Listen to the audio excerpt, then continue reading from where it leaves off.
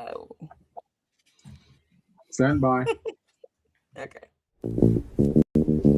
As a small biz pro, I saw we roll, using procurement, program and control.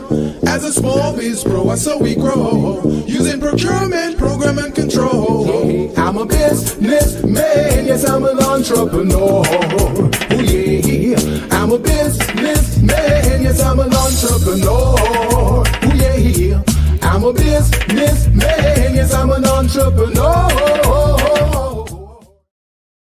Good afternoon, everyone. This is the Business Zone with Crystal. and Coach Gilbert Buchanan, your small business paramedic. Today, guys, we're going to have a different approach to the show because we've got a lot of information we want to share. So, co-host, are we going ahead and introducing our guests right now? Yes, we are, because we actually have a panel today. We are discussing voting rights, the power of the vote, and also the economic future for our minority business owners. And so this is a conversation that's a result of the all of the shenanigans that took place this week, and with and Justice Roberts taking the wrecking ball to our voting rights that our ancestors died for. And so now we need to be in proactive mode, having conversations about what we need to do, what we need to do as a people, not worried about them, but what we need to do. But we also need to know what this means to all of us. And so that is why we're having this conversation today. And we have one of my good friends, and we've been doing some business over the years, Mr. Leo Cobline. We're going to let him actually introduce himself, because he's been very much involved in our community, probably just probably longer than I have been actually in his capacity. And so he's going to join us today. So our platform today is a panel platform. So we're going to have some really, I guess, riveting conversation or informative conversation or whatever that is. So Lee, I'm gonna let you introduce yourself, and then when you're done, then Gilbert and I just give us everyone a recap of what our week has been, and then we're gonna jump right on into it if that works for you. Sure, that's fine. That's fine. Well, first off, Crystal and Gilbert, thank you so much for inviting me to share in the conversation. There's always something interesting in these days to talk about, but given what's happened this week, there's definitely some serious issues to discuss, and so I'm happy that you've included me in this conversation. Just so you'll know a little bit about me, I've been invested in the Black community in South LA for a long period of time. Born and raised in Los Angeles, resident and born and raised in Leimert Park in the greater Crenshaw area. Everybody knows the famous Leimert Park. And so went to Dorsey High School, and then on to Cal State University, Long Beach. So I've been invested in this community for a long period of time. Indirectly, had a lot of God-informed training and preparation in a number of careers that I've been involved in, but which led me to the nonprofit community service space. And so I've been working in community service in our communities for over 25 years now. And so have worked for organizations that have taught financial literacy and economic empowerment in Operation Hope. Many of you may know John Bryant and the good work that he's been doing in that regard. More recently have been focused on youth development, and have spent a number of years in working with our youth in South LA with an organization by the name of Brotherhood Crusade. Ran their youth source center that's embedded right in the greater Crenshaw area, all in the effort to just uplift our folks, to expose them to the various resources, knowledge, opportunities that are available, helping young folks create a voice and develop an idea of what they want to do, both academically and career-wise in the future. And so once again, just really happy to get involved in this very important discussion about voting rights. And I'll hand it back to you, given that. All righty. Thank you very much. So I told you guys, and so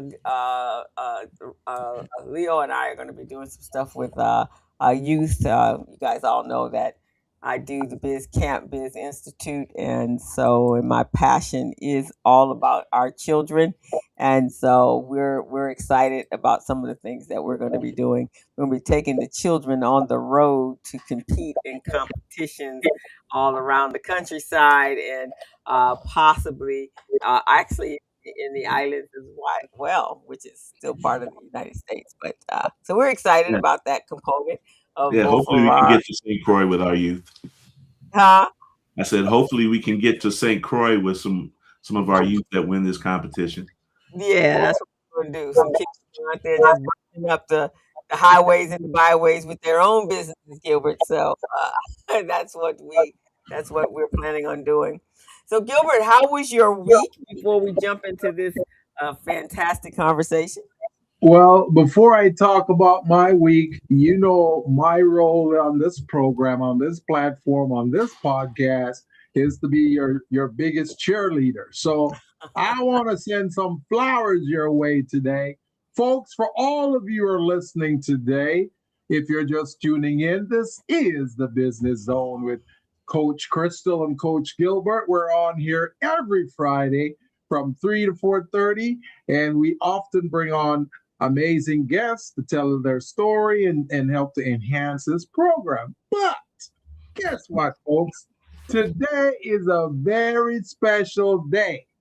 I know most of you know today as May Day, May Day, May Day, but this May Day is for my wonderful co-host. It's her birthday. It's her birthday, folks, and this is Crystal's birthday. So, you know, I don't have a very good memory, guys. So when I remember this is a good thing. This is a good thing. So It's a my good thing when co-host, you I want remember to say this happy part, huh? birthday. I want to say happy birthday to you, my co-host. Thank you very, very much. Yeah, this has been great. Last night I got, and I'm gonna put something up so we can we can say hello to happy birthday to me. But my daughter and grandbaby actually last night because they're in Egypt, and so thank you, Pat. They called me last night about uh, 11:30, I guess. So it was still it was May 1st in there in Egypt, and still May April 30th here. So we stayed on the phone until 12 o'clock, and So then they they get sang to wish happy you birthday. happy birthday first, huh? They got to wish me happy birthday first. Oh man, I And now love I it. got I love it. and then I got to call my daughter tonight at about the same time because her birthday is May 2nd, Oh, and so really? her birthday is tomorrow. That's amazing, man. So a lot of wonderful people are born May 1st and 2nd, huh? Yes, yes, yes. So that's what I will be doing with her. So that was great. It felt good to have my loved ones, my special loved ones, and the grandbaby was being shy yesterday, but she sang happy birthday to me as well. So that was pretty awesome. Well, you know, Crystal, you've always been doing things for everyone else in the community. You've been taking care of folks, addressing their needs, their issue. You even have done that for me, and I'm telling you, I'm truly appreciative of you. A lot of people don't know how much of a great person you are and an inspiration. So if they don't know, I'll be out there climbing those mountains and waking the town and telling the people about the amazing person Coach Crystal is. Thank you, thank you, thank you, thank you. And this morning I got my from Leo. He sent me a happy birthday, and then my family's been calling all day, and the tennis program, they were like the second one, and so it's been down the line there. I'm working my whole entire birthday though because the Whoa, kids wow. are competing tomorrow morning. Mm-mm-mm. So all this Where's week, that going to be? Where's that going to be at? actually we're live. Oh, And okay. Leo is one of our coach. He's one of our judges tomorrow. Man, we're And going to have to bring Leo closer in the mix, man, because I've known of him for years now. We never really come together and do some things, even though we know there's a lot of great talent on his side, a lot of talent on my side. We never got to get together. So I think moving forward, we should make that something on purpose to really work together and maybe bring him on this podcast as a regular guest, So, Yeah. Well, I did tell them that we could definitely this month, since we're going to be doing several of this month focusing on the voting, because June 2nd is the primaries. yeah, Vitally important. This yeah, is probably really truly, guys, the most important election I think we have will ever vote in. yeah. There's so many positions. The governor seat is vitally important that we keep us democratic, and the mayor of Los Angeles, we need to keep that where it is. And then there's some other good friends of ours that is actually that's on the ballot. So we're going to be talking about that. But so today we're going to be talking about business in general. But the other area that Leo and myself are very knowledge is the nonprofit world, and how what has been going on in the past. Feels like it's been an eternity, but it hasn't. It's not an eternity, but it does feel like that. I think it's only been what, a year and a half? Yeah. Where are we? Year and a half? Yeah. It seems like a lifetime, but it's Man, dog years, 7 yeah. dog years. But a lot of nonprofits have been hurt severely with all of the things that's going on in our economic, in this geopolitical world that we're living in. So we want to bring him back on to talk about that, because I think those are serving our communities that have the most need, and so I think it's important that we have that conversation. And I believe that's why this panel today is so critical, because I'm sure a lot of people out there are operating and they haven't even heard anything about the voting right decision that occurred 2 days ago. I mean, everybody and their grandparents are talking about it, but some of us in our community haven't even heard about it. So I think by us having that discussion today on this panel and attacking it from three different standpoints is really going to help people to realize how important these decisions are to their bread and butter, to them sending their kids to school, running their business, dealing with advocacy, the economic development aspect of their life and everything. It's all balled into one ball with regard to this Supreme Court voting right decision. So, co-host, you want to? Yeah, let's kick it off. Do you want to talk about your cohort later at the end? Yes, folks. As you know, Buchanan and Associates, we're running a mentorship program, and our program we started back in November of last year. We graduated a fine batch of entrepreneurs in February, 17 of them, and we were in partnership with one of the banks, local banks, and they were happy to host us, and they also provide us with an opportunity where our proteges from the mentorship program, once they are prepared by us in a program, then we will recommend them to get lines of credit for up to $50,000, which is really tied into this Supreme Court decision as well. So we'll talk a little bit about that. But we're starting the second cohort, and on paper, our start date was supposed to be May 12th. That would have been in 11 days. But we're going to extend it. We're going to go ahead and extend the start date from May 12th to June 9th. And we just want to reach some more folks to get them involved in the program, because this is a great program for small businesses. Just so you know, we talk a lot about these programs out there, but no one really addresses the meat and potato of it. So this is called the next level contract readiness mentorship program. And the reason we call it next level is because it is next level. We don't what we teach you and coach you and mentor you on in the program is not the regular run-of-the-mill stuff that you get from many of the chambers or many of the groups out there. You're getting a master's level program. And this was designed intentionally because I want you small businesses to operate on a higher level than many of your competitors. So we teach you guys how to write proposals. You also get templates from us. We teach you how to write statement of qualifications. You get templates from us. We teach you how to write your capability statement so you can pitch your value proposition to contract providers. And you also receive templates on that as well. We teach you guys how to do business readiness. We have an assessment tool that will measure your readiness ability, which no other consultant or no other coaching program out there has. We developed this. It took us, probably about 15 years to develop this, but it works and it's effective. So that's why in my program, guys, I can guarantee results.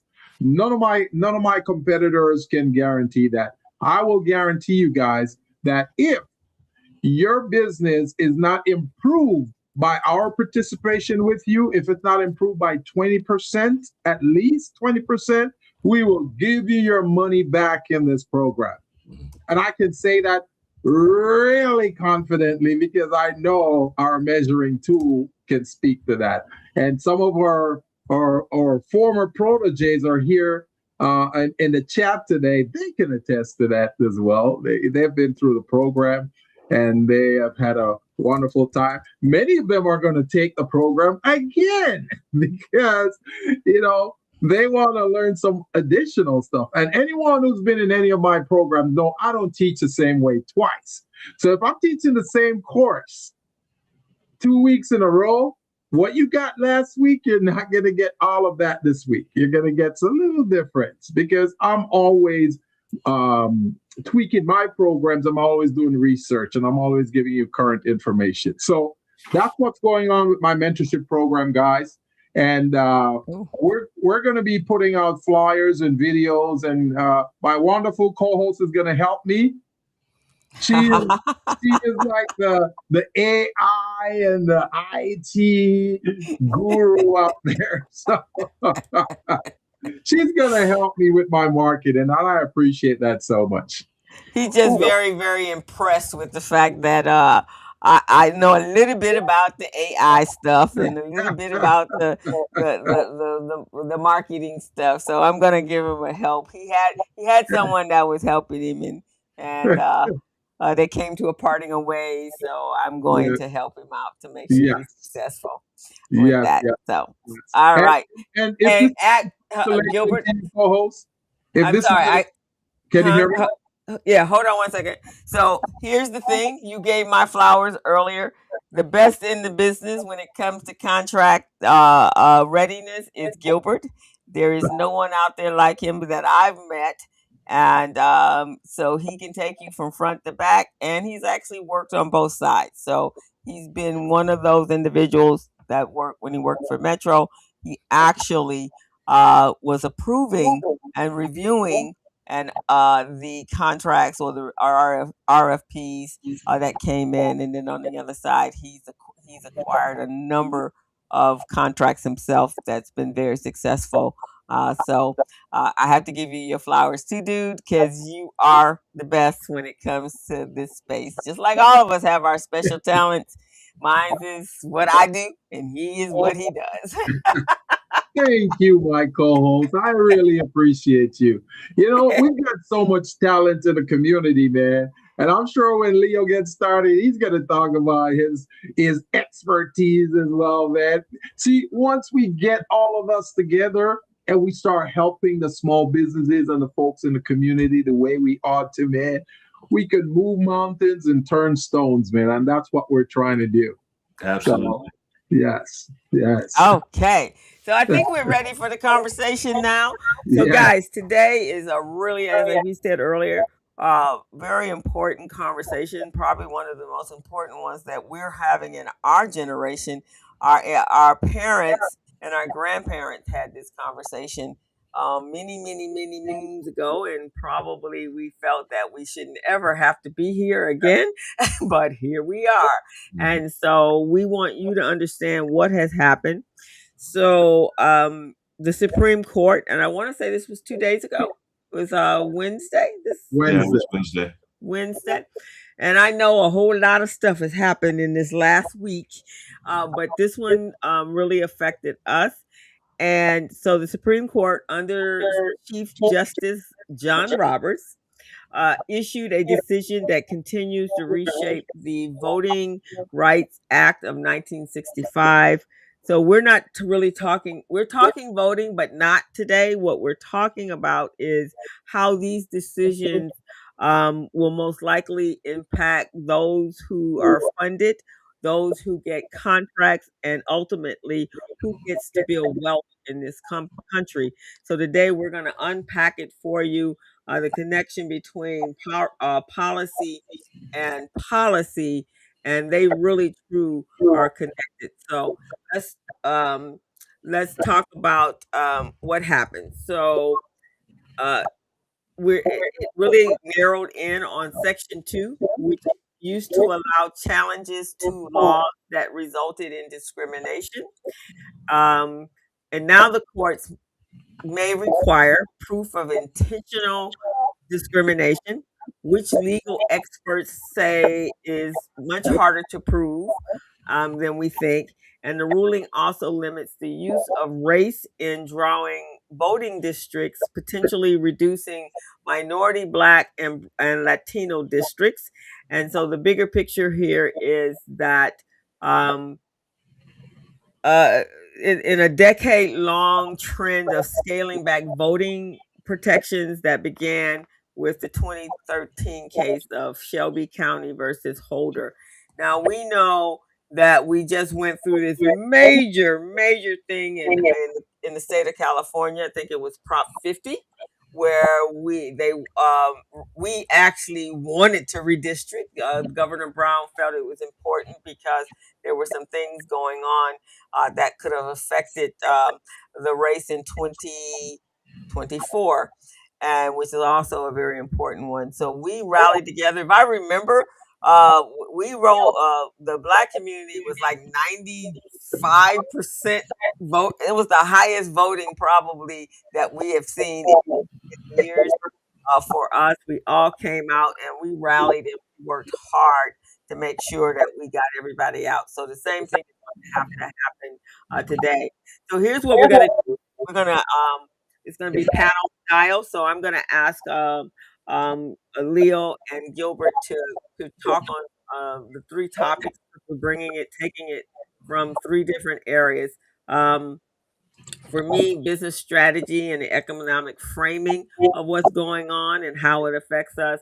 And then Gilbert is going to talk about policy structure, insight, and then Leo is gonna speak in from the legal and community voices. We probably will overlap in a lot of this because we all of us are very active participants and advocates in our community.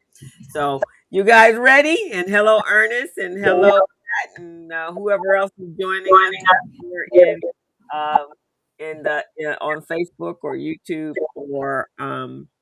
And if you're on YouTube, please hit that subscribe button. We would love and the like button if you enjoy our.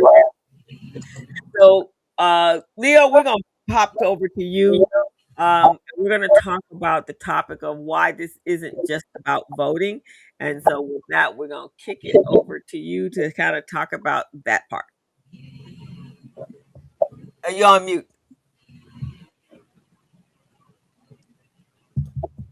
So yeah, once again, thank you guys for one identifying this topic as an important and urgent topic to discuss. Right, I think you articulated exactly what's happened.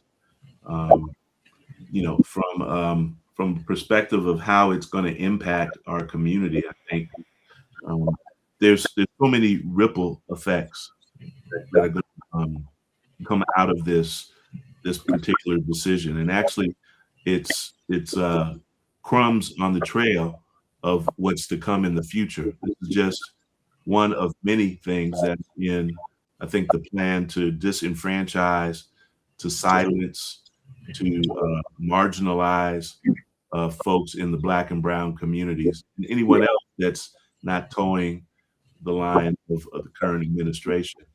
And so taking away the ability to be able to maximize your vote, to be able to organize in the traditions of the 60s.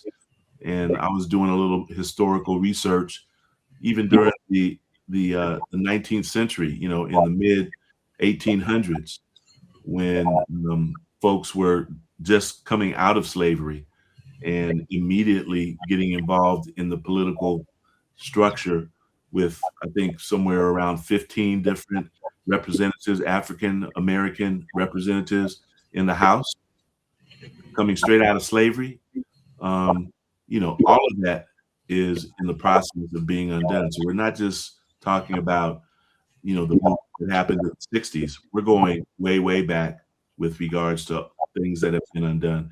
And it's not new, Crystal and Gilbert.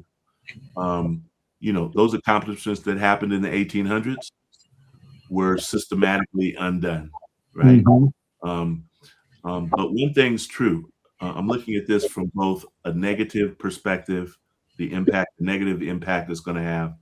But I think that there's, a positive tone to this as well, which is kind of an example of what's happening right now with you guys bringing it to the public. It's forcing us to have these hard discussions, right? It's forcing us to begin to mobilize. It's forcing us to do some of those uncomfortable things that take us out of just reclining in our seats and enjoying the fruits of our labor and enjoying our nice cars and our nice homes and, being able to take nice vacations. It's forcing us to pay attention again. Much like the call to action was happening in the 60s, right? There was a little bit more intense environment, right? And in some cases, maybe we've been lulled to sleep to think that we've made it, right? But I think, Crystal, you and I were talking about this earlier today. Because we've made certain achievements, just as in business, because you've landed that great contract, doesn't mean you need to stop hustling, right? That contract is going to last for a limited amount of time. One, you got to do the maintenance on that contract that you've been awarded with to make sure that you have an opportunity to renew, right? Two, you got to go out and generate additional business, because if you don't, you lose that contract, then you're starting from zero. And so much in the way you manage your business, you also have to manage your political life as well, right? And one of the things that we need to do better as a community, especially in the business community, but as a community in general, is to make sure that we're politically active, to make sure that we participate in the process and not let just others do it on our behalf, but to be engaged, to make sure our voices are heard, to make sure that our economic voices are heard as well. We've had some examples just recently of how that works and how it needs to be sustainable. Otherwise, folks just wait it out and then go back to business as usual. So I just think that there's a lot of different areas that we'll be touching on today, I'm sure, that we definitely need to put forward in our agendas, in our communities and stuff, so that we can make sure that, we come out of this and move forward with some great momentum. And just, I don't know how we're going to make it through, but these next 2.5 years, it's tough. It's going to be tough, and because so much stuff is happening. And I do believe, some of this stuff has been directed at us, and we haven't been responding, really, because I think in the early part of what was happening of this first year and a half, it really wasn't. We've been out here fighting. We've been fighting since we were emancipated. We've been fighting, and as you said, we keep getting. We're back here so often that is like an old shoe, right? You just go, okay, I'm gonna put this comfortable shoe back on, and I know I got to go out here and fight, and be strategic here. But this last year and a half was really directed at everybody else, and we could actually take a little rest. In fact, I read the one thing this has done for me. I don't know about you guys, but the one thing it's done for me is to really um, tap into this spiritual journey, because a lot of this stuff is actually a prophecy, right? And so I've been doing a lot of reading within the Bible, because it really lays it out for you exactly what's going on. And so every now and then, and I think even somewhere in there when I was reading one of the chapters, it's like, okay, y'all can take a rest right now. I got this, because it's not it because these we have been shouting from the rooftops that the building was on fire. Our ancestors, our grandparents, our parents have been screaming that the way they treat minorities in this country. So we've been screaming this, and nobody was hearing after a while, right? We'll have a big episode, and you got everybody's attention. The last time that took place was George Floyd, and had the whole entire world's attention at that point. And soon as we were able to get back out of the pandemic, we rolled back here so fast, it was like, whoa, wait, weren't we loving everybody a little while ago, just 2, 3, 4 years ago? Now, wait, we hate everybody again? How did that happen? What we do, right? So we're exhausted. We were definitely exhausted. And so we decided to coast through and just let everybody else see what we have been speaking on for many, many, many, many, since the beginning of time, when Black people became former slaves, and so emancipated humans. And so now it's touching everyone, right?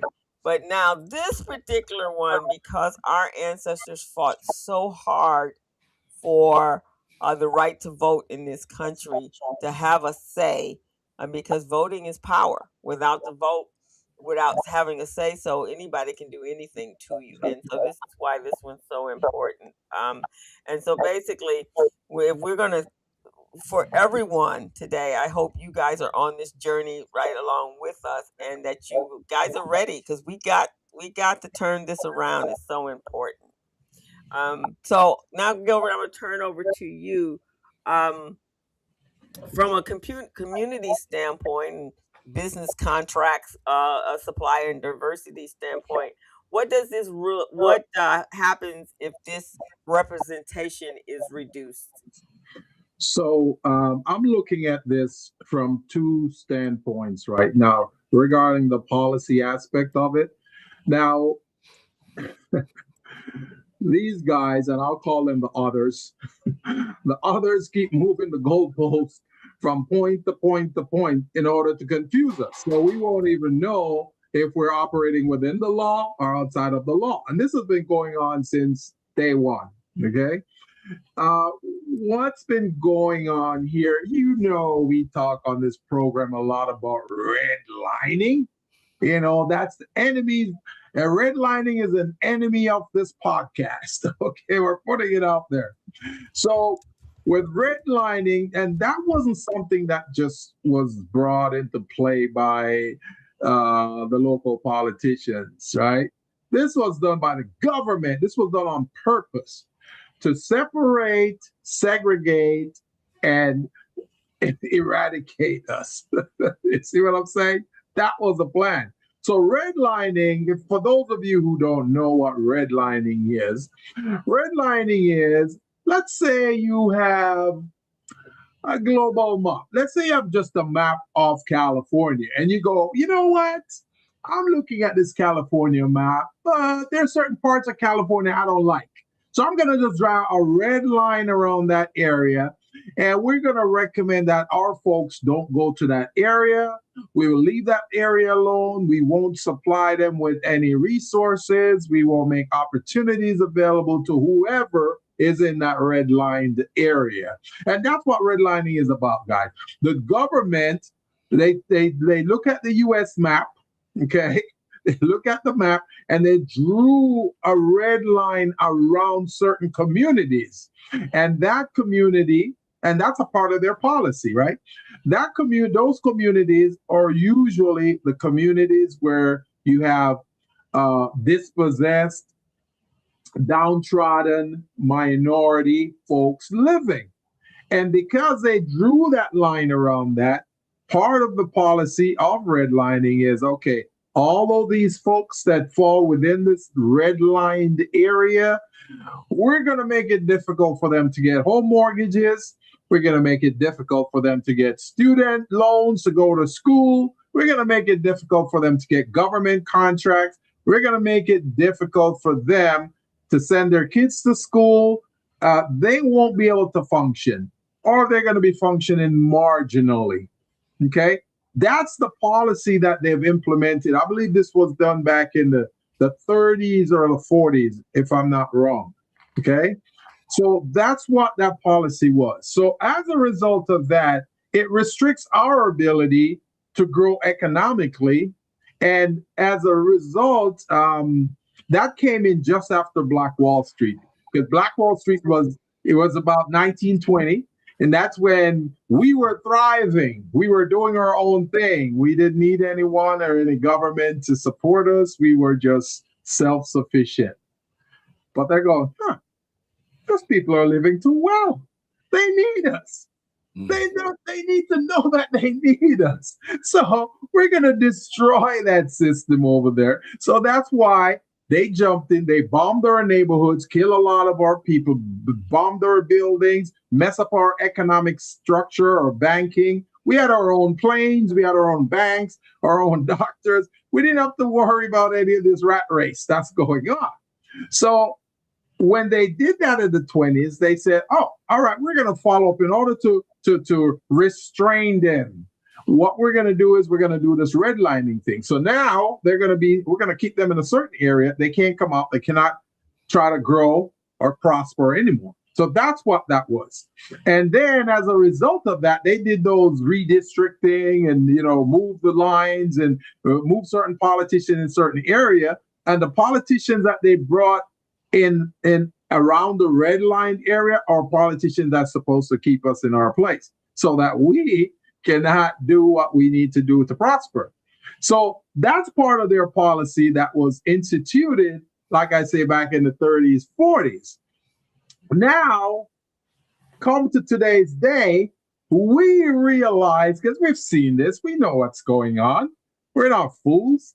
We've seen where the others, we'll just call them the others decided that, first of all, what we're going to do to keep them subdued, we're going to go ahead and we're going to remove or try to eradicate the Minority Business Development Agency, because those folks were getting grants out of that. They were growing their businesses. They were thriving.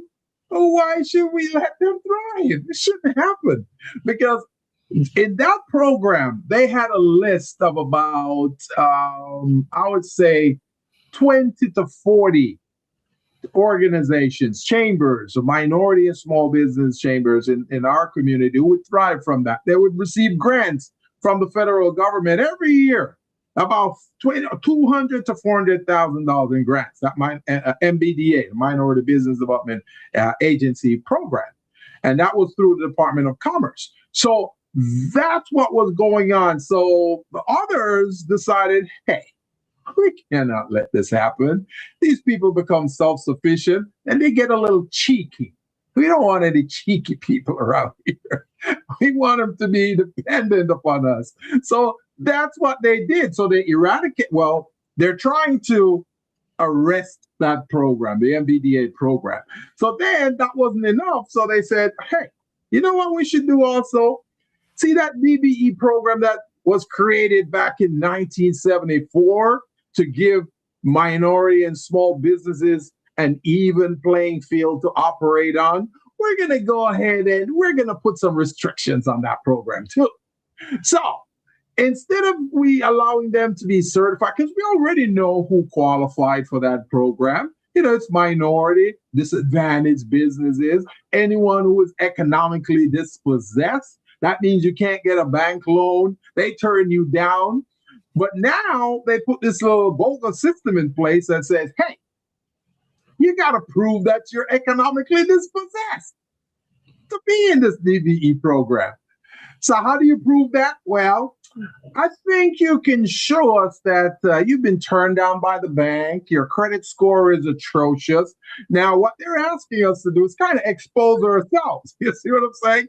They were giving us opportunities in the first place, but they're saying, okay, we know we're suppressing you guys, but guess what? And I want you to tell the world that you're poor, you're dispossessed, you're nobody, right? So now you got to put that in your report when you're applying for these certifications now as a small business to say, hey, I live in the hood. I can't afford good rent or a good building to operate my building. I think my credit score is okay, but they're telling me it's not. So I can't get a line of credit for my business. So from a policy standpoint, that's how they try to suppress us, So this voting act thing, this voting decision that came down, it's just enhancing that suppression, because when they do that and they say, hey, you can't go to vote, so you can't vote in this place. Oh, by the way, our polling station closed at 6. Did you know that? When it's supposed to be at 9. So they're confusing us. They're confusing our people. They're confusing the process. So I just want to put that out there, guys. That's what's been going on. And I really would like a lot of you guys to pay attention. Any of these new programs you see that they're trying to enact, it's usually a confusion because they want us not to participate. Yeah, that's actually. In fact, I think back during in the 2024 race in Georgia, I believe they moved, and that's some of the things that they will do is close down the polling booths, right? So you can't get there. And if I recall, in Georgia, they actually put some of those way out on a highway where no one. It was like a mile and miles, and if you didn't have a car, and it was on a curve, so it was dangerous, Right. and so that the people literally could not get there from town. And these are in areas where there's not any public transportation. It's also in areas where the population is the lowest on the economic poll, ranking poll. Without job, they may not have jobs, or they're ill, or they're older people, or they're younger people, whatever it is, but they don't have the resources in order to get to the polling booth. And or I think, didn't they make a law that in you couldn't give water to people? So if Right. people were it is 100 and something degrees, it's against the law. You could be arrested for giving the people water. That's right. That's right. Yeah, these are. I mean, it's just out of the same playbook, Crystal. Right, Gilbert. It's the same playbook over and over again. And the thing that gets me is the same premise that they're using to undo what we're doing to include more folks in various areas to have the ability to vote and use their voting power. Yes. It's the same thing that they're going back to, which is they want to draw the line so that it includes more of their political affiliation. So there's no difference. Yes. There's no difference. They're saying you can't do this, but we can do this. It's the same type of control over the voting population. Right. One is geared towards ethnicity, the other is geared towards political affiliation, right? Yes. And so it's a never-ending battle, because what's going to happen is the Democrats are going to respond in kind, because once it becomes legal to do, then it's tit for tat and nothing ever gets solved. Yeah. The only thing that can address it is, I think that, in the Black community, I think we get behind national campaigns. I mean, we vote heavily for the president. Yes. But then we go and get in our lounge chair and feel like we've done something, and we don't get involved locally. Yes. And the power comes from local participation, right? I mean, that's why California, even though we got our ills, that's why California is in a better position than other states that have Black folks in them. Right. Because, I don't know what's going to happen in this particular election, but for the most part, it's been controlled, with a couple of exceptions, by Democrats, right? And by folks that are more liberal thinking or progressive thinking. I'm still trying to figure out how you can make being progressive a negative term. I mean, progress to me is something that's positive, right? Yeah. Conservative means you want to stay right where you are. You don't want any change. Right. Progressive means you're bringing about positive change. You're moving forward. So I don't see how folks get caught up in, or being liberal. I mean, I like folks that are liberal. They're giving, they're open. They want to assist. That's why, because they open, they're giving, they care about humans. Yeah, conservatives are like this. No, I'm keeping mine. Yeah, not it's all for me, and it's so much out there that everybody can have a piece of the pie, right? There is no reason why you have to feel that you have to hold all of the marbles in your pocket and nobody else can have any marbles.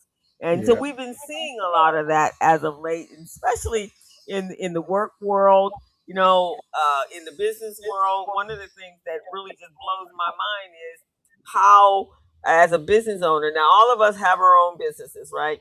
And in some capacity, we're educating people on how to do that. And one of the things that is there's several things that, when you're looking at starting a business, one, that is feasible; two, that you have people out there feasible enough to make money; and two, you have enough of a target market that they will buy your product, right? And so what amazes me is how we want to just shut down the consumer, but the consumer is who is making you wealthy. That's right. So it's not even logical. It's like, how do you mistreat the customer when the customer is the one that is actually keeping you in business? That's a way of voting, right? How you spend your dollars, that's voting. Ask Target how they feel. Yeah. Right. Right. I mean, the solution is right there. I mean, and Gilbert, you brought up when Greenwood. Yeah. The solution is there. Yeah. Now they had to take some heat for being successful. Yeah. But that's because they were one in few. Right? If it's one in many, they can't drop bombs on the whole country. Right. And we have our central avenues. We got our Crenshaws. We got our Inglewoods. I mean, look at the windfall that Inglewood's about to receive because of LA 28. Yeah. Right. Yeah. And so, we have those solutions there. That's why I said it's good news, bad news. For me, let's get over the trauma and think about how we can react in a positive way to take advantage. So you want to isolate us? Okay, we're fine with being isolated. But just keep in mind, if we stop spending with you and start spending with us, you're going to feel it. And you're going to be inviting us to vote. You're going to be inviting us to the table. And then now we can be selective, right? And here's the reason why. Because Black people are, unfortunately, we're the consumer. So we actually, for many, many years, those of you that know who I am, I'm the co-director of Recycling Black Dollars. And so one of the things that we always talk about is that we don't keep our dollars in our community. And in the number of hours, Gilbert gets a kick out of this every time, is the 6 hours. In fact, it's so funny when I say that in different circles, everyone is shocked. Like, really? And I just recently told someone I was speaking at a school as I was recruiting for Biz Camp this summer, and I was telling the kids that we're the consumer population of this country, right? And we went from, and I don't again, this always blows my mind, but before the pandemic, the number was at like $1.3 trillion consumer. They call it power. I don't call it power, but consumerism from us as a minority. Um, and now today it is at $2 trillion. I don't know how we went during the pandemic from 1.3 trillion and we jumped all the way to $2 trillion. I don't even know how we managed to do that. But what and our dollars only stay in our community for 6 hours. So basically, soon as we get the little hot check in our hand, we run into somebody that don't look up like us in order to spend the money, and that's ridiculous. So that's on our part. Yeah, and we have a double whammy too, Crystal. I was talking about this with someone yesterday. Even in areas where we do spend money in our communities, they're not Black-owned businesses. I'm not going to call out any ethnic groups, but I think you know what I'm talking about. You know, with plexiglass at the counter, at the checkout counter, and no pleasant greetings when you walk in the store, or somebody to walk and follow you around and fear that you're going to steal something, and prices are sky high.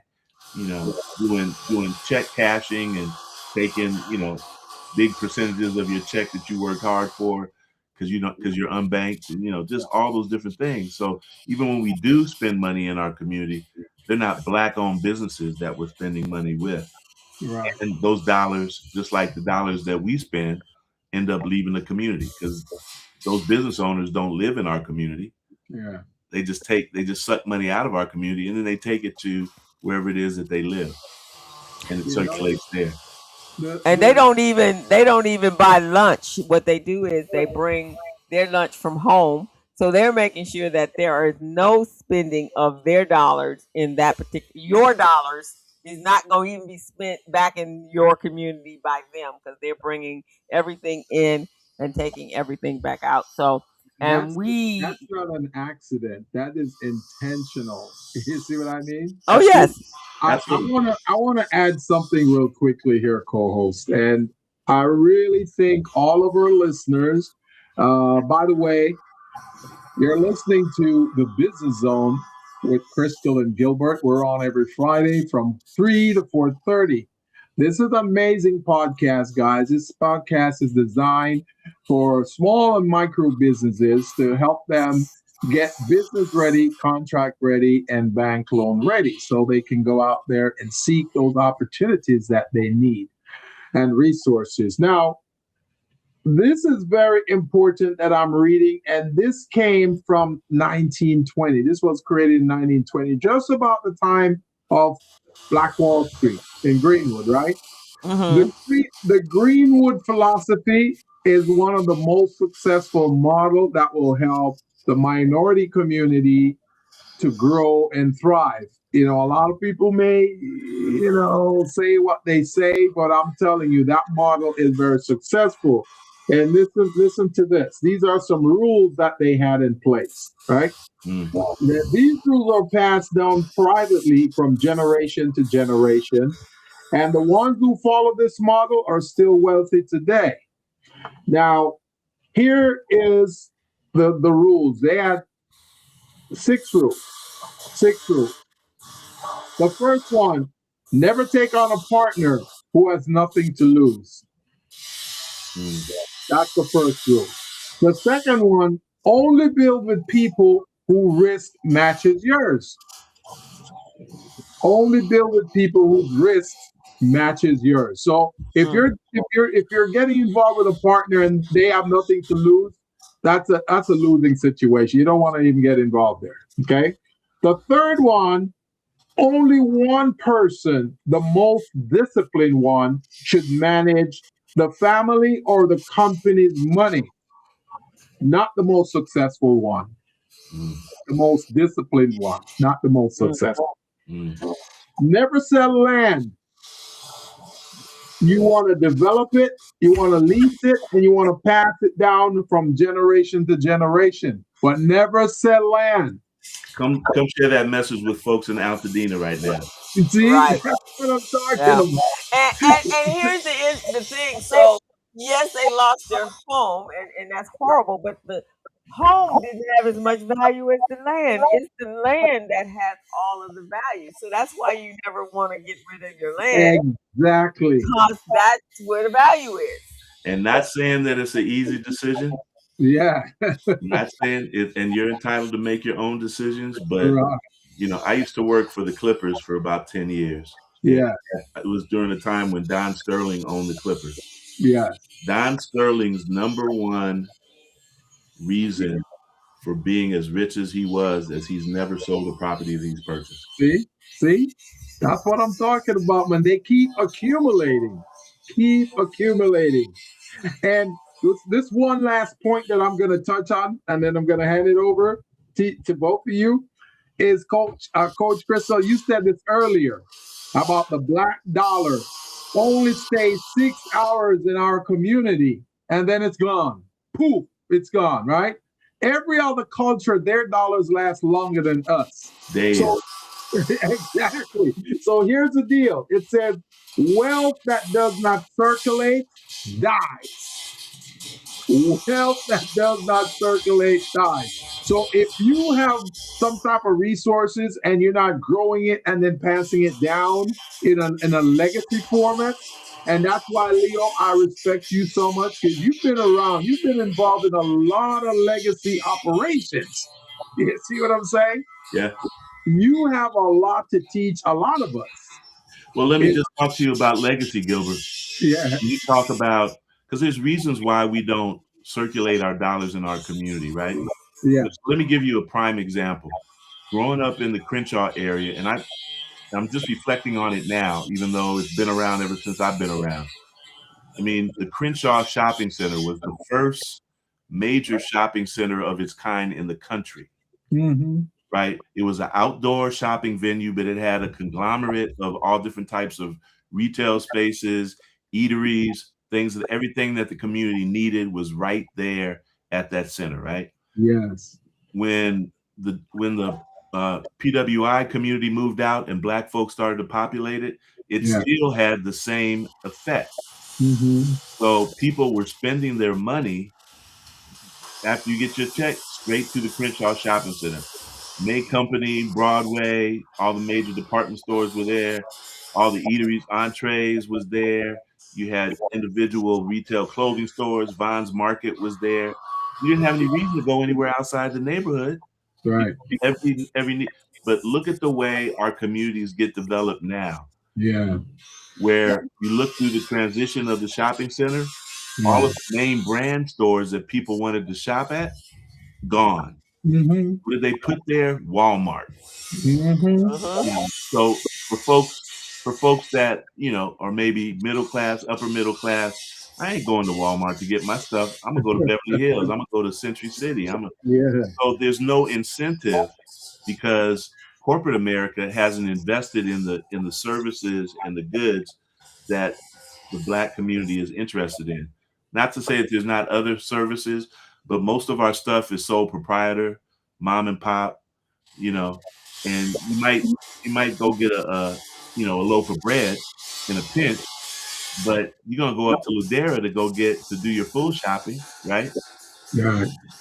Right, exactly. And that's intentional. You know that, right, Leo? That's what I'm saying. That's what I'm saying.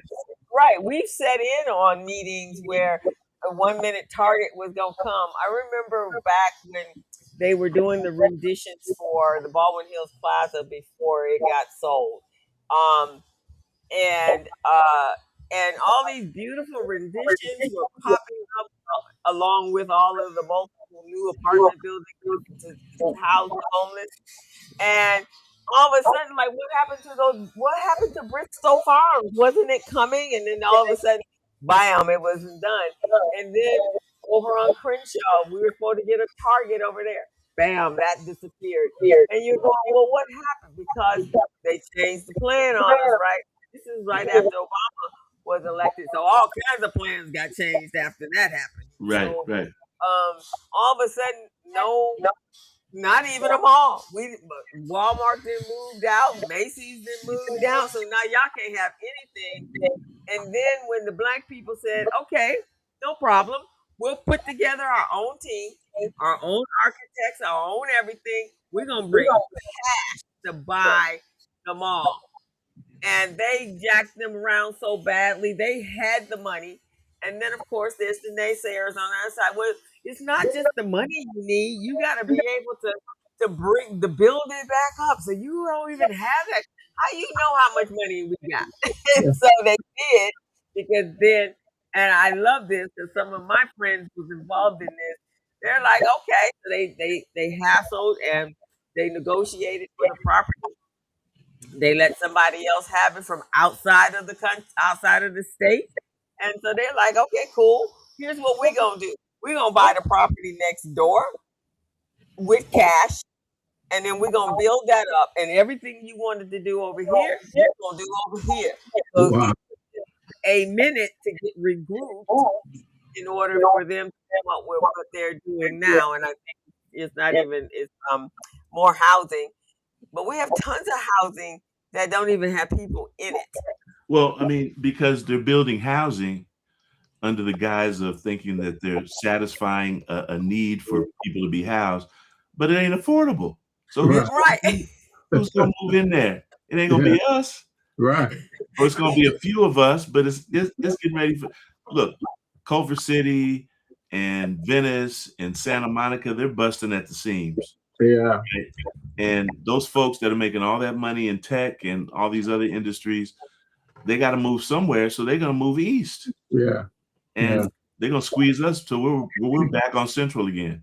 Right, exactly. And they're going to be over here, which is actually amazing when you see people that are walking in the hood that you wouldn't even walk in, because it's not safe. So you guys, bringing it back to voting, and I know that this was something that we had talked about before. I mean, the peripheral impact of not voting is more important than just the actual vote itself, right? For me, I think it all has to do with understanding what's going on around you, right? You can't have an apathetic attitude. You can't have a complacent attitude in being a citizen in any community, but especially our community, especially the Black community, right? And so, sure, you need to vote, but you also need to educate yourself, right? You need to surround yourself around the issues that impact you. One of the things that concerns me, even though I live in Pasadena or Altadena, is what's happening, what's in store for our youth, right? They've systematically made it available for our youth to leave our community, get educated. Yeah. Which takes away from the need to have Crenshaws and Dorseys educating our kids. Crenshaw, I was on campus there last week.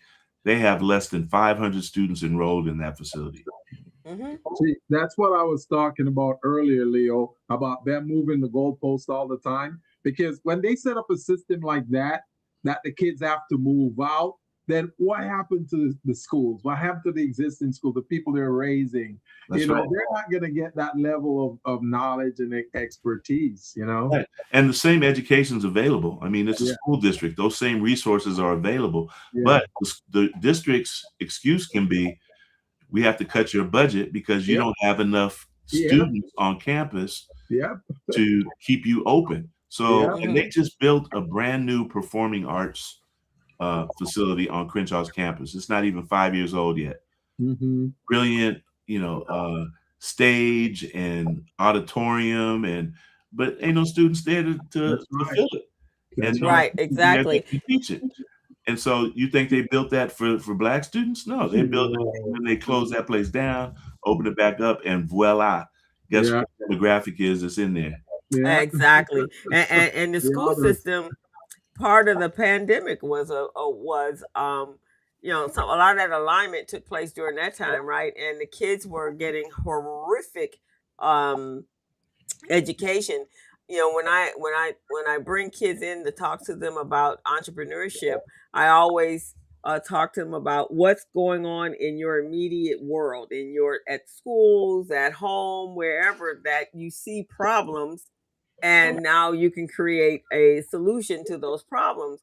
And so when I really drill down, there is not a child in the last 10 years that I've asked that question, and it always comes down to I get nothing from school.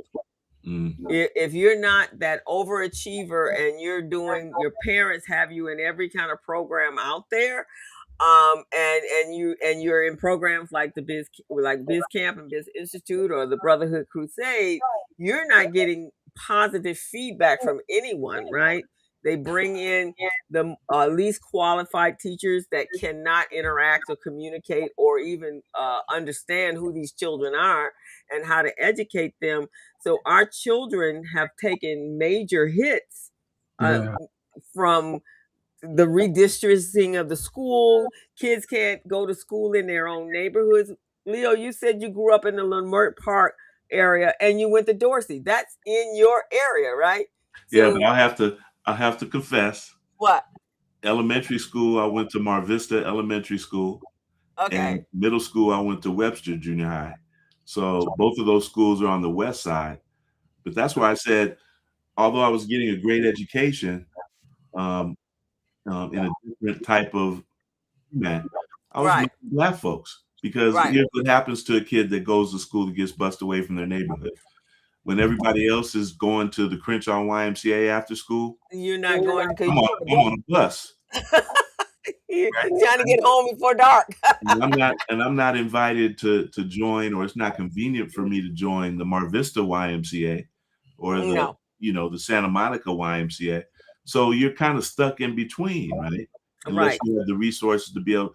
And so by the time I get back home, all the kids that I should have been interacting with in the neighborhood, it's too late. I got to do homework. I got to do chores. It's too dark, whatever. So, community schools are there for a purpose. I mean, they have a huge benefit outside of education. When you go to school in your neighborhood, now your parents have a better opportunity to go to PTA meetings, because they got to travel across town in a community that they're not familiar with, right? When they get off work, then they can go directly to the school, talk to your teacher, talk to your counselor. But when you're bused in Santa Monica and you live in Compton, that ain't gonna happen. That ain't gonna happen. And then you now have a relationship with the parents in that area, because that's important as well. That because you create your own, you can create a community. And the one thing that I know with people that have children, because you have kids and your single friends are out there doing their thing, who becomes your new community is the parents of the other kids, right? That's right. And so that's very important. So voting for folks that are going to advocate for you on the school board, as an example. Yeah. Or voting for folks that are going to advocate for you as a small business person, so that you can get your job done, so you can get that funding that you need. Exactly. Voting permeates throughout all of the aspects of your community's life cycle, right? Not just voting for somebody that you'll never meet in your life. Right. How many Black folks actually met Barack Obama? Right. We wish, but we didn't, right? Or I've met Kamala, and I've met, some of the other senators, Sidney Kamala Dove. I've met her, but that's not normally in our circle. And and I have to say this, and I'm sure we've all felt this. One of the reasons that Gilbert and I, the business zone is here. One of the reasons I launched the community briefing is because we're in the circle, right? So that means we're getting information because we're here. And if we're not there, then somebody that we know, our colleagues, will call us and say, "Did you hear about this? And here you need to jump on this opportunity that's presenting itself," right? But if you're outside of this circle, then when you hear about the opportunity, it's 5 minutes before they get ready the deadline, right? So you never get those opportunities. Let me ask this question, Gilbert. So when elections, let's talk about our elections, right? When we're actually voting and we skip on past judges, we skip on past college boards, we skip on past, what's some of the other categories? Sheriff's Department. The Sheriff's Department. And how does that affect our community? Oh, tremendously, man. See, that's the thing. Recently, we had these people who were protesting against the sheriff that they voted in because they didn't do research on him to see what he was about, where he's from, how he embraced the values of our communities. Never did any of that. So these are things that need to, I don't know how it's going to be educated into them, but these are things. And then judges, it's the same. Some of these judges' position are lifetime positions on the bench. So you want to make sure you're picking. So it's like this is how I think voters should look at this. When they go to vote, or they're preparing themselves to go to vote, they should look at it. The option that they're choosing would be just as like choosing someone to babysit their kids. Right. Okay, and babysit these kids for a long time, like lifetime or 6 years or whatever. So if they would make better choices during that time, then that's the kind of effort and energy they need to put into picking judges, senators, sheriffs, and all of those things. That's right. And it's funny because now, it used to be before the internet, before online, you would have to, you couldn't even find out some of the information that you needed Right. to know before Right. you made those critical decisions. Because if you Right. put the wrong judge in place, and all of a sudden you have an abundance of young Black men and women and Latino men and women that are going to jail, that's because you voted this person in. And as you said, we need term limits. And then the Yeah. other is the school board. You don't Yeah. want any Joe Blow sitting on Yeah. the school board making decisions about your children. And Right. we've seen that happen. Mhm. And right now, my major concern, these are my two priorities when it comes to voting right at this present moment. One, I need you not to be a billionaire. Because Right. you have no idea what my needs are. You ain't never walked in my shoes. You have no intentions of ever walking. You probably haven't even walked into a supermarket since you were a child. So you don't know how much bread costs. So I don't want a billionaire. I don't want someone that is in a trade or in a business, been running a business for so many years, and all of a sudden now I'm going to become the governor. Yeah. What Yeah. do you know about that? What do Yeah. you? That's like one of us going in. I think I want to be the president, the CEO of AT&T. Right? I'm going to walk up there, knock on the door. I am now the CEO of AT&T.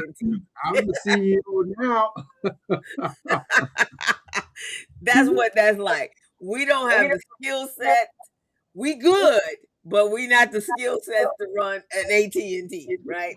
That's right. And another thing, not to interrupt you, co-host, another thing that a lot of these voters don't pay attention to are propositions. I remember when I was at LAUSD, they sent us out in the community. We're consultants there, right? They sent us out into the community to convince the voters, the people in the community, that, hey, if you vote to tax yourself 0.5% on this proposition, things are going to be good for you, and we're gonna help you guys to get contracts with us. So I'm out there as one of their, agents, telling these folks these folks believe in me because I'm the one they're seeing. So they're going, Gilbert said this, and Gilbert says that, because they know that I'm very transparent. I don't play these games where I speak one way and then do something else. So when I saw what was happening, these folks, they all voted to tax themselves 0.5%. So when the vote came, they tax themselves, it passed, right? Now they're coming to the LAUSD and the Metro to okay, now you guys said if we voted tax ourselves, you're going to make sure that we get these contracts. These guys are coming in, well, you haven't been in business for over 3 years. Well, your financials look a little shaky. Well, you're not certified. Well, you don't have a capability statement. Well, how about your balance sheet and your P&L? So all of those things they did, and that really, really bothered me. And that's why I developed my program, my platform, Small Biz Pro, because of that. Because they were asking folks who came into these meetings, okay, show me your financials, show me your balance sheet for the last 3 years. How the small business gonna get that, right? First of all, they don't have a tool or platform to do that. So that's why I developed my platform to say, okay, you need to stump these small businesses. Okay, I'm going to give them an opportunity to stump you guys. So small businesses were able to log into my platform, bomb, in seconds. They can get their balance sheet, they can get their P&L, capability statement, statement of qualifications, all of that stuff, and prove that they're eligible for these opportunities. And that's what they do over the years. So I recommend whenever people in a community, small businesses or residents, whenever you see any of these propositions on the ballot anymore, read up about it, read what it's about before you support it. In fact, call, and if you don't understand it, call somebody. Somebody out there understands it. But before you check that button or don't check it at all, make sure you understand how this is going, not to just affect you. And this is, and I come from the I'm talking about our future. Right now, if we all would vaporize to someplace else, but our children got to stay here.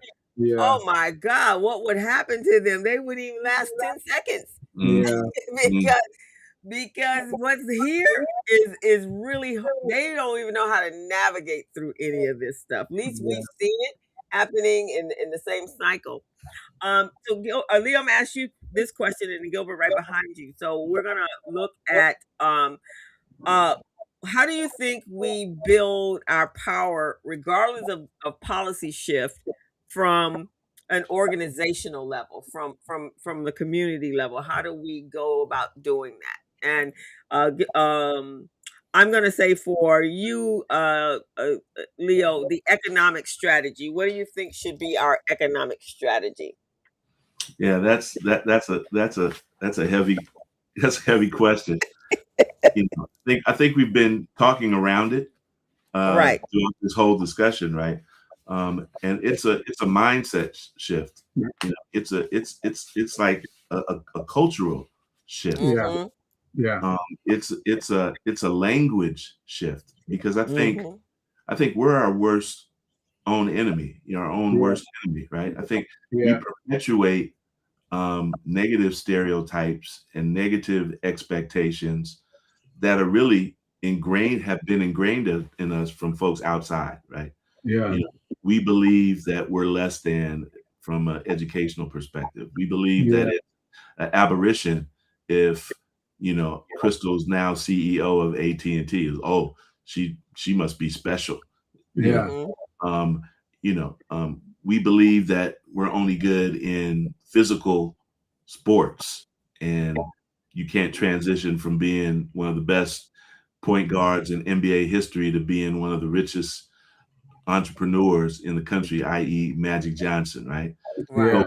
So we believe all these negative stereotypes. We get caught up in these cultural expectations that prohibit us or delay us from doing what, if we, going back to the propositions, Gilbert, if you want to hide something from any individual, put it in the book. Put it on them to have to read it, right? So what you guys are doing, and what others are doing, just have public forums and just put it out in cheat notes and cliff notes. Yeah.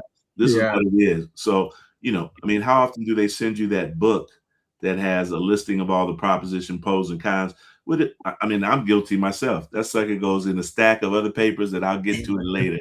Yeah. I get to the polling place, and I'm just like, either I don't vote on it, or I just take a quick look at the first couple of sentences and say, okay, and I check, pro or con on it. So we just have to take things. All of that being said, we have to take things into our own control. Yeah, we have to be committed to taking care of our own communities. We have to be committed to making sure that we uplift each other. We have to be committed to making sure that we manage our own education process. Like the ISEF schools right there on Crenshaw, even though they're disruptive, and they're one of the reasons why Crenshaw has a low enrollment rate. they've taken it upon themselves, and they didn't open up that school outside the community. They opened up those series of schools inside the community, offering an alternative solution to education. We got to do more of that, right? We need to, when we have opportunities like acquiring a Crenshaw shopping center, we got the capital. I mean, the Lombards used to run that, and the son's the general manager, so they understand the business. So why can't we get a bunch of well-to-do, well-heeled, Black investment firms, Black philanthropists to come together and do that kind of stuff? So we got to believe in ourselves, because they'll do the same thing. They'll go and invest in a building in Beverly Hills. And let's just say I'm a Martian that just landed on the planet. Somebody gives me the data that says Black folks spend more money than any other ethnic group on the. Guess where I'm gonna open up my business? With the Black folks, right? I'm gonna be selling dashikis up the yin yang. True that, man. And everybody realizes that, and that's why you have non-Black folks opening up businesses in our community, and we don't realize we won't take a risk on ourselves. So I think it's just not to be negative, because it's got to be a solution. I just think it's the common dialogue. I mean, you guys have, between the two of your podcast and your Thursday thing, you have the solution. Yeah. The problem is ain't enough people interested in the solution. That's true. That's true. You guys have been doing it for years, and kudos to you for being steadfast and consistent. Crystal, with recycling Black dollars. Yeah. Colored folks used to show up for that breakfast, but then they wouldn't do no business with each other. That's true. You gave them a book, you gave them a directory, with phone numbers, addresses, everything, and we going shopping in Century City. Yeah. Exactly. So and they're not. No, and I agree with you. And I told Jackie the other day, I said, with recycling Black dollars, we're a different nonprofit, a different organization. Ours is to make you, when you see myself or you see Jackie, hopefully it makes you feel guilty that you haven't spent money with anybody Black that week. So it's like, we're the consciousness, and they definitely get that from me, because they hear that all the time. So we want you to understand we're your conscience. And so every time you see us out there and you go, wow, wait, let me go over here and buy one of these. There's a Black person over there. I'm going over there and buy whatever they're selling right now, because it should make you feel that that's our responsibility. Our responsibility is to keep our communities safe, to keep our communities economically prospering. That's what we're supposed to do. Yeah. And, here's the deal. I grew up a lot since I went to school on the West Side. I grew up with a lot of Jewish population, right? And unapologetically, right? They don't hate you. They just take care of themselves, right? Yeah, exactly. So, you go up and down La Brea and you try and buy something. More often than not, it's going to be owned by the Jewish community, right? Or you're going to respect the Jewish community because they have non-Jewish businesses in La Brea. But you have people walking in their traditional Hebrew garb. You don't mess around on Fridays. When the sun's about to go down, you respect and they respect you. And then, and it's not to say that there's anything bad about them, right? But their community is important to them. We got to demonstrate. I mean, the same thing when you go into Chinatown, same thing you go into Koreatown, even though Koreans don't live in Koreatown. But the same thing if you go into anywhere in East LA, right? They take care of their folks. But historically, I'm just rambling now, but historically we've been so desirable of being a part of the American culture, enjoying Right. freedom since slavery. We've been looking for that acceptance. Right. You know, the worst thing that happened to us was the civil rights movement, because now they said, oh, now we can go hang out with white people. And that's exactly what we did, and left ourselves.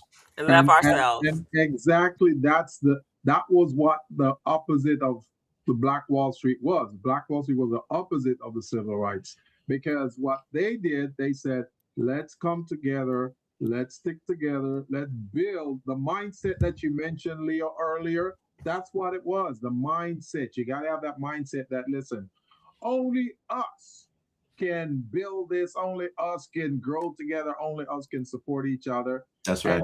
And that's what they did, and that was very thriving, very successful. We need to re-employ that idea, execute it well, because otherwise nothing's going to help. You know, let's use these DBE programs, for example. They give us a little crumb here and say, hey, here's a little contract for $50,000.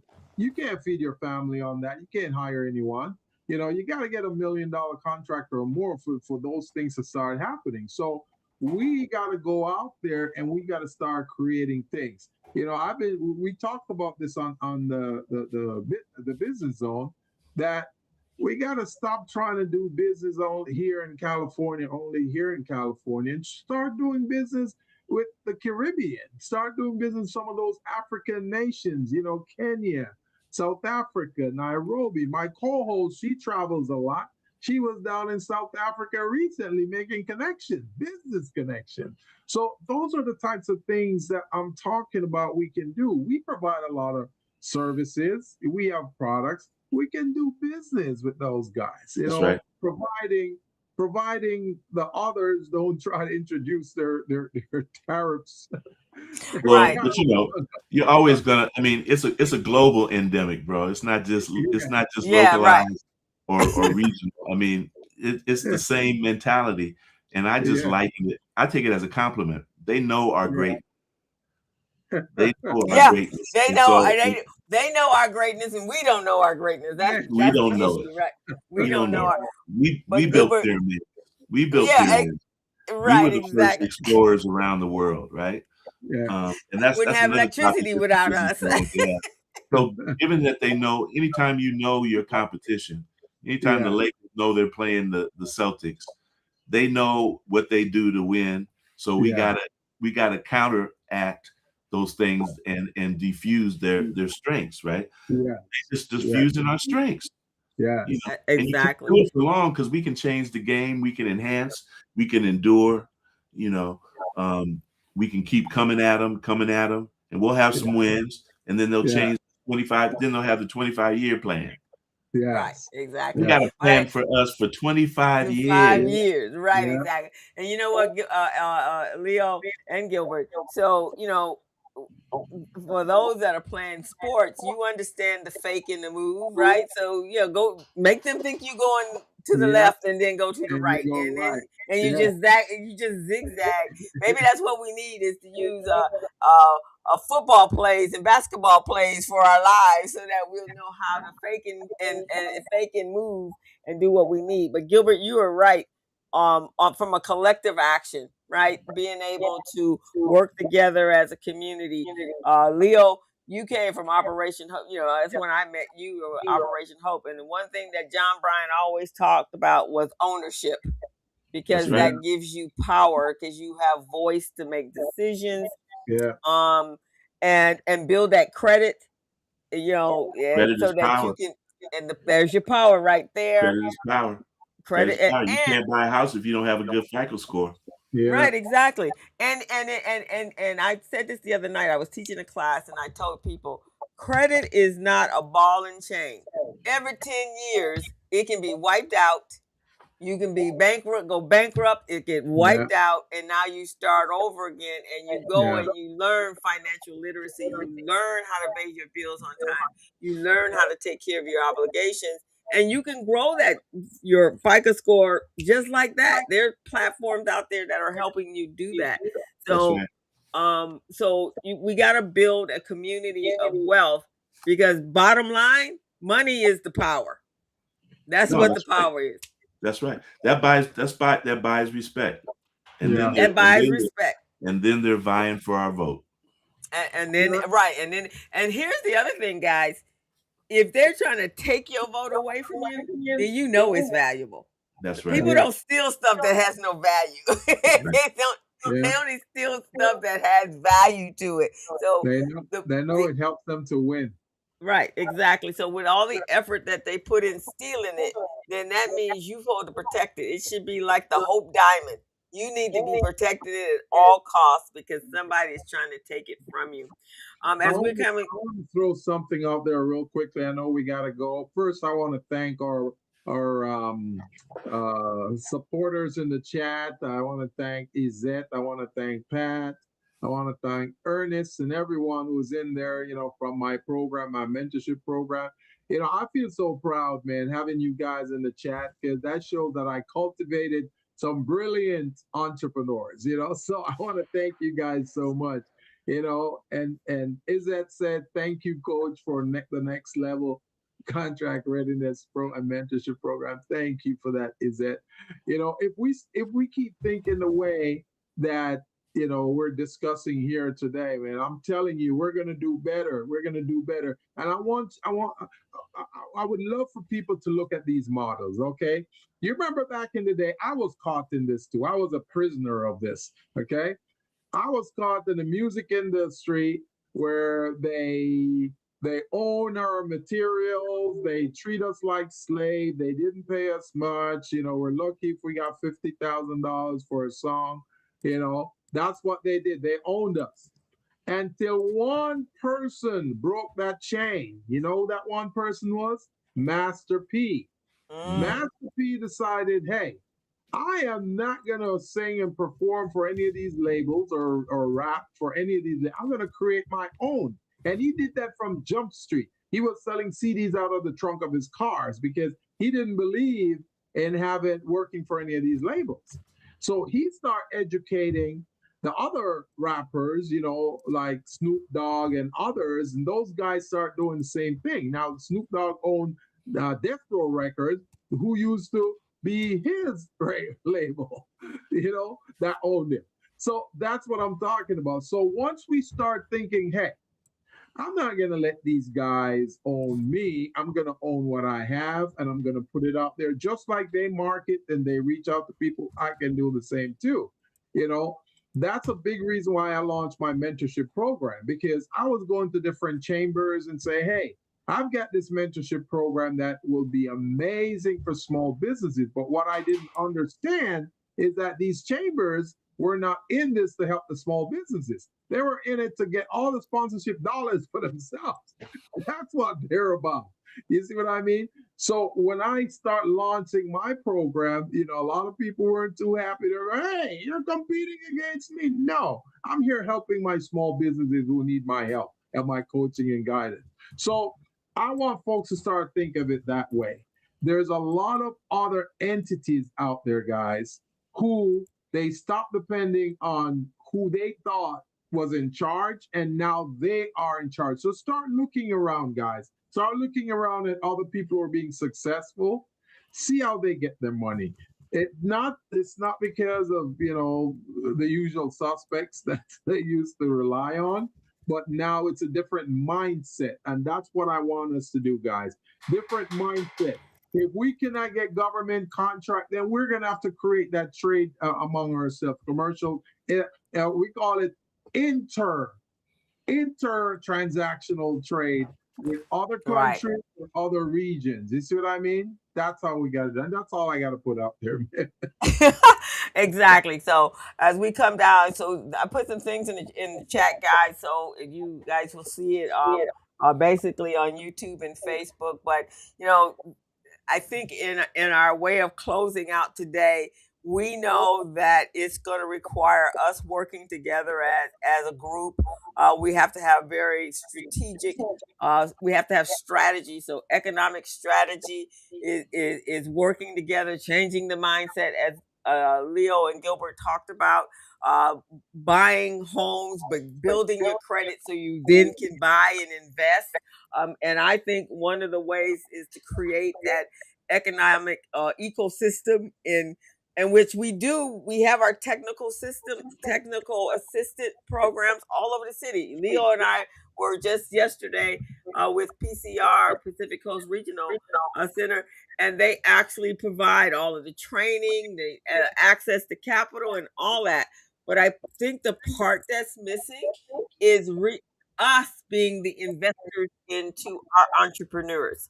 We Yeah. actually putting together pools of investment money Yeah. and creating incubator hubs and everyone, so that business won't remain a $60,000 a year annual income business, but it can grow to hundreds of thousands of dollars, and then we can reach back in and hire our own, train our own, create our own environments like the social media platforms, so we can have our own communication, a network of communication tools like the business zone and the community briefing, all of us under one umbrella, all the information you want to know about our community, and to get the real deal, come to this media station, right? So that is how we do that. Um, and so what we're going to say, and there are a number of cities. I think Boston has one. Durham, South Carolina has one. Atlanta has these service systems that are working. And so that, I think, on a whole, collectively, guys, is how we address it. Because bottom line, money is the power, and the money is the vote. And that's Yeah. where the decisions are being made. Yes, Leo? So just one last thing, I'm gonna make a plug for the community. In addition to me poking my nose around in everybody's business in the community, I'm also a member and board chair of the Crenshaw Chamber of Commerce. Oh, And okay. so one of the ways that you strengthen your vote is to join organizations like the Chamber. If you're Yeah. a small business and you're in the Crenshaw area, you should be a member of the Chamber, because the Chamber not only has great workshops and programs and stuff like that, we advocate for resources and for benefits for small business and for the communities that we serve. And that's not just Crenshaw, LA Chamber of Commerce. If you guys have ever been to any LA Chamber of Commerce events, whenever they have something, public officials show up. You know why they show up? Because they got businesses that are members that can impact whether they're in office or not. They got businesses that impact their neighborhoods because they're making business for those neighborhoods, and they need to be connected. So we can have that same power, right? But you got to be a member of the Chamber. You got to support what we do, much in the same way you got to support the Urban League, much in the same way you got to support Recycling Black Dollars. You got to support those organizations that everybody got a 9-to-5 and stuff. They can't be out there hustling and advocating and showing up at council meetings and stuff like that. But that's what we do. That's what we do on your behalf. So if you're a member, you get all the benefits that accrue. If you're not a member, you still might get some of the benefits that accrue. But exactly. so join the And you get to meet some amazing people out there, and then you go around, and then they'll be the first ones to call you when an opportunity presents itself. They're like, "Hey, because they know who you are." So you're absolutely correct, Leo. That's part of that ecosystem, right? You utilize the resources that are out there. Don't wait until there's a panic attack and last minute. Get involved before that time, because that's how we make changes.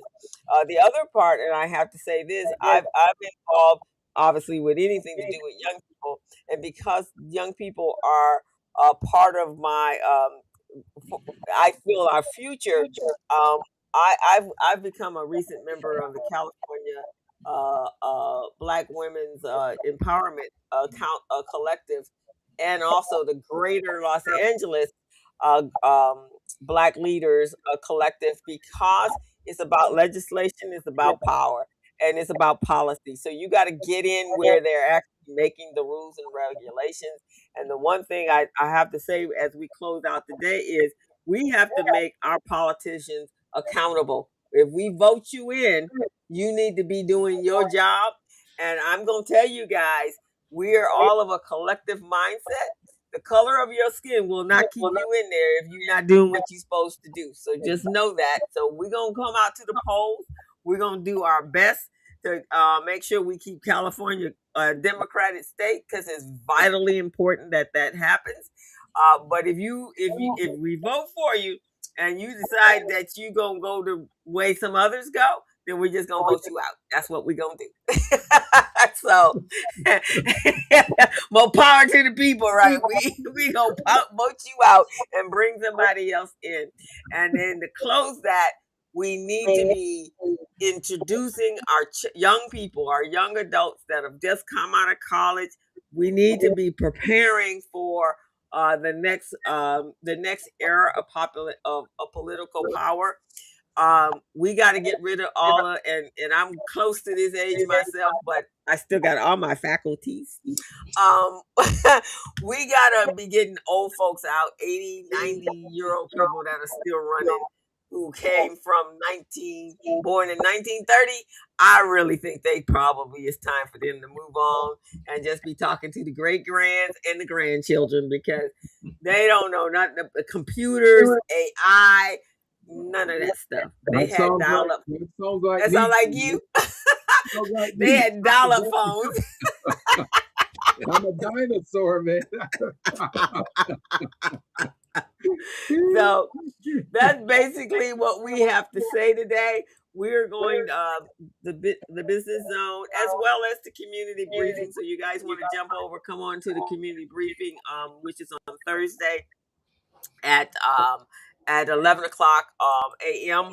We'll be having politicians on to talk about all of the topics we're talking about right now.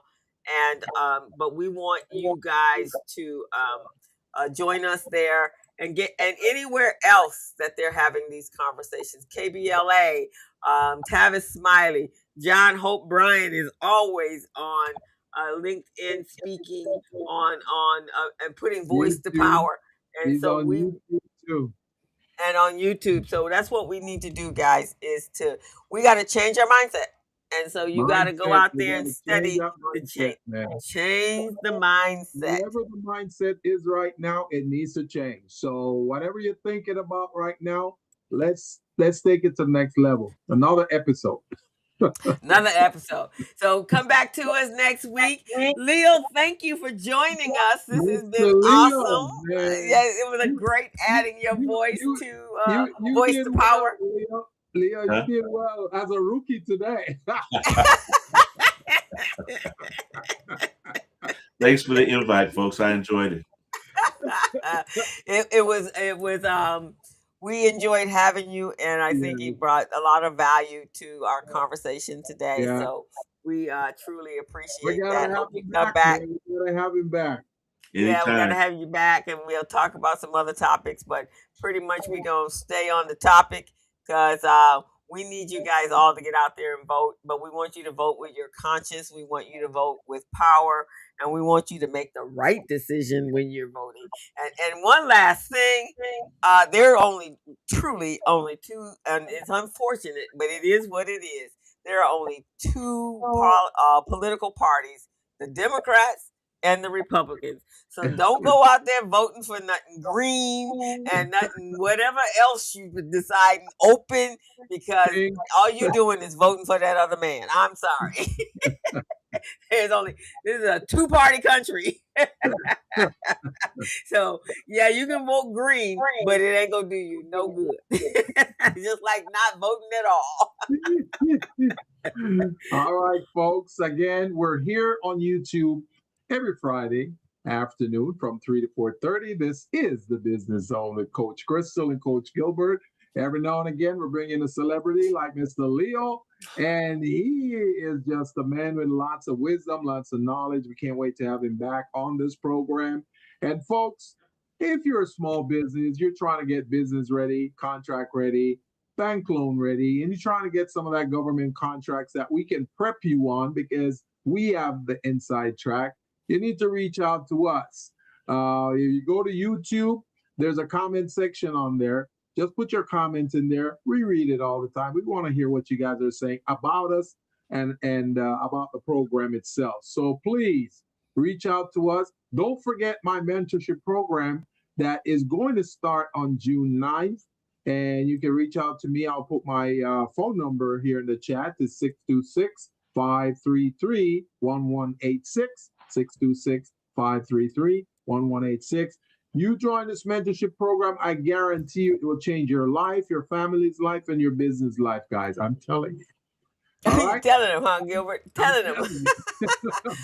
All right, guys, it's been fantastic. I hope you've enjoyed this our show today. Voting has power, and you guys have to recognize that it has power. And so use your power in order for us to create an economic future for minority businesses and minority communities, so that we have say-so in what is happening in our community. And so with that, we are going to sign off today, and we will see you back next week. And so have a fantastic weekend, guys. And with that, Gilbert, we're ready to end the show. Leo, you want to leave us with any parting words? I'll just leave them with the amazing vocals of Coach Gilbert Buchanan. How about that? All righty. Okay, let's do that. As a small biz pro, I saw we roll, using procurement, program, and control. As a small biz pro, I saw we grow, using procurement, program, and control. I'm a businessman, yes, I'm